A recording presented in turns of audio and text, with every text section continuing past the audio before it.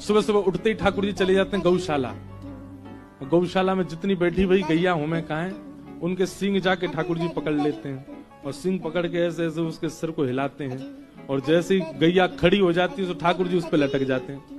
वो हिलाई इसीलिए रहे थे झूला झूलना है, ठाकुर जी का झूला है।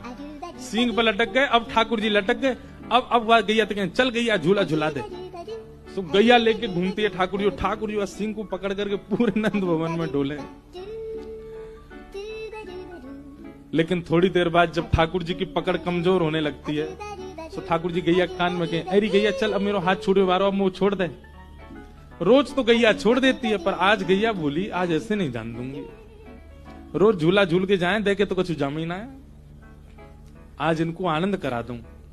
सो गैया दौड़ करके गई जहां गोबर का ढेर भरा पड़ा था, वहां जाके खड़ी है। ठाकुर जी, अरे गैया जी कहा कर रही है, मैं गोबर में धस जाऊंगा, कहीं और ले चल मोकू। ठाकुर गैया तो अपने उससे रिलावे, बोली यहीं गिरो।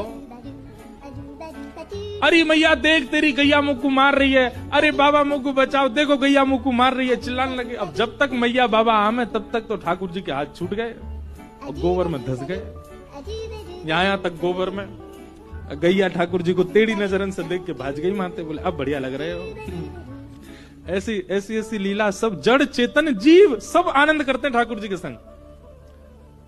यशोदा मैया आवे, लाला 9 लाख गैया यशोदा मैया की। कितनी लाला कहां पे? सो ठाकुर जी अब गोबर में धसे धसे बोले, मैया यहां हूं।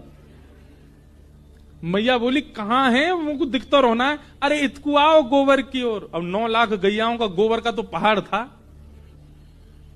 मैया जैसी गई सुबह गोबर में, मुख ही मुख दिख रहा ठाकुर जी को, पूरे धस गए भीतर।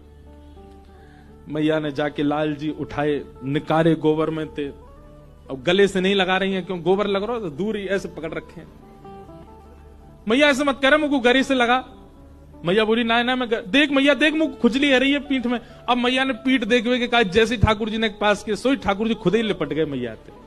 अब अकेलो नहीं नहाऊंगो, अब तो दोनों नामेंगे।